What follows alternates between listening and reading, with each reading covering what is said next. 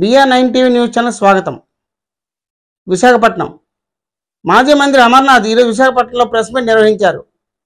ఈ సందర్భంగా ఆయన కూటమి పరిపాలన దుయ్యబట్టారు. ఆయన మాట్లాడుతూ ఇచ్చిన హామీలను మర్చిపోయి వైసీపీ కార్యకర్తలపైన దాడి చేయడమేనా మీ తరక కూటమి పరిపాలన అంటూ ఆయన తీవ్రంగా విమర్శించారు. చెప్పాము 6 నెలల పాటు మీకు సమయం ఇస్తా ఉన్నాం, మీరు ఇచ్చినటువంటి మాటను నిలబెట్టుకోండి, చెప్పినటువంటి విషయాలన్నింటినీ కూడా మీరు అమలు చేయండి అని చెప్పి ఒప్పగా చెప్తా ఉంటే,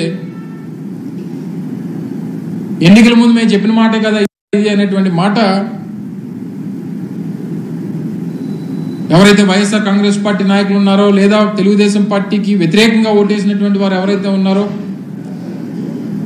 వారి మీద దాడులు చేస్తాం, ఈ రకంగా బెదిరిస్తాం, భయపెడతాం అనేటువంటి ఈ ధోరణి అనేటువంటిది మంచిది కాదు. ప్రజాస్వామ్యంలో ప్రతి 5 సంవత్సరాలకు ఒకసారి ఎన్నికలు వస్తూ ఉంటాయి, ఏది శాశ్వతం కాదు. జరిగినటువంటి ప్రతి పరిణామానికి రానున్నటువంటి కాలంలో ప్రజలు మళ్ళీ తిరిగి బుద్ధి చెప్తారు అన్నటువంటి విషయాన్ని ఈ సందర్భంగా మీ ద్వారా తెలియజేస్తా ఉన్నా.